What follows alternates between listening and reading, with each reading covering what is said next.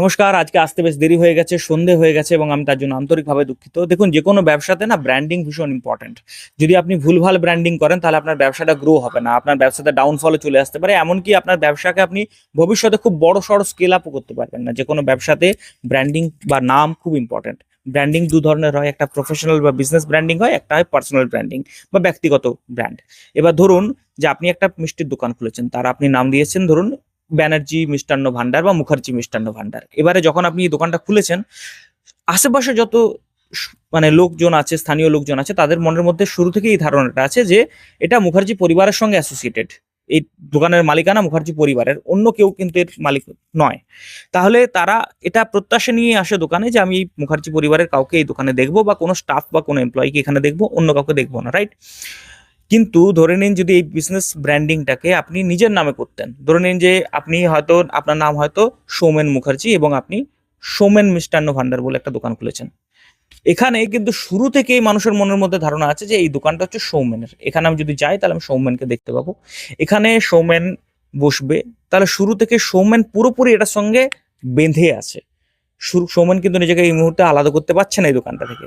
তাহলে কালকে যদি সৌমেন কিছু করে যাতে ধরুন মানে একটা কন্ট্রোভার্সি ক্রিয়েট হয়, একটা বিতর্ক ক্রিয়েট হয়, তার ইম্প্যাক্ট কিন্তু সৌমেনের ব্যবসাতে পড়বে, সৌমেন মিষ্টান্ন ভান্ডারের উপর পড়বে, কিন্তু মুখার্জি মিষ্টান্ন ভান্ডারের উপর পড়বে না। মুখার্জি মিষ্টান্ন ভান্ডারের কোনো পরিবারের সদস্য যদি কিছু কন্ট্রোভার্সিয়াল কিছু করে ফেলেন, বিতর্কজনিত কিছু করে ফেলেন, তাহলে কিন্তু তার ইম্প্যাক্ট তার উপর কিন্তু আসবে না। কি মনে হবে যে আচ্ছা, ওই ছেলেটা তো মানে স্পয়েলড ব্র্যাট করে ফেলেছে ও, কিন্তু তার ব্যবসাতে কোনো ইম্প্যাক্ট আসবে না। তো ব্র্যান্ডিং তাকে বাঁচিয়ে নিচ্ছে। এই জিনিসটা কিন্তু আপনি পাবেন না যদি আপনি পার্সোনাল ব্র্যান্ডিং করেন। অন্যদিকে পার্সোনাল ব্র্যান্ডিং এর কিছু ফায়দাও রয়েছে। ধরুন যদি আমি এই ইউটিউব চ্যানেলটার কথা বলি, এই চ্যানেলটা একটা প্রফেশনাল ব্র্যান্ডিং এর আন্ডারে আছে।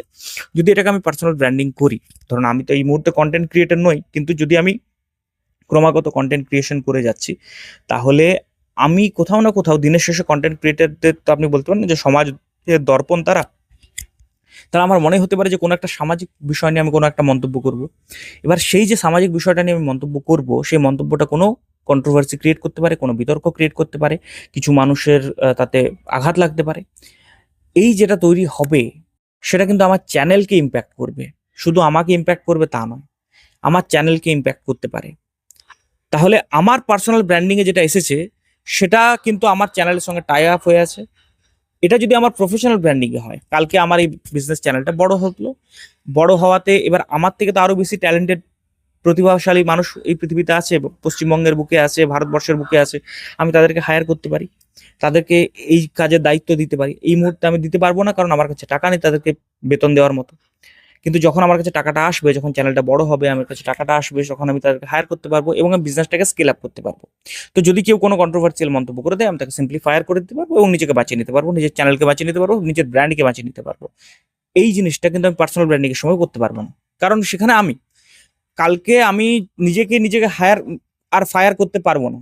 আমি কি বলতে পারবো যে এই চ্যানেলটা থেকে আমি নিজেকে ফায়ার করে দিচ্ছি? এটা সম্ভব সম্ভব নয়। আপনিও মানবেন না, আমিও মানতে পারবো না।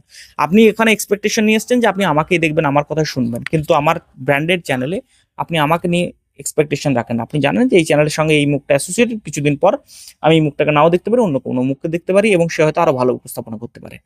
এরকম অনেক অজস্র চ্যানেল রয়েছে।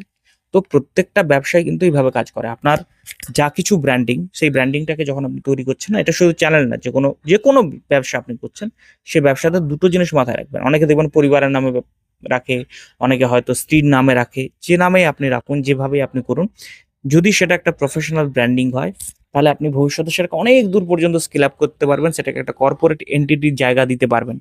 কিন্তু সেটা আপনি পার্সোনাল ব্র্যান্ডিং এর সময় কিন্তু সমস্যায় পড়বেন। সেটাকে একটা কর্পোরেট মানে এন্টিটি তৈরি করা বা একটা প্রপার কোম্পানিতে চেঞ্জ করে দেওয়াটা চারটিখানি কিন্তু ব্যাপার হয় না।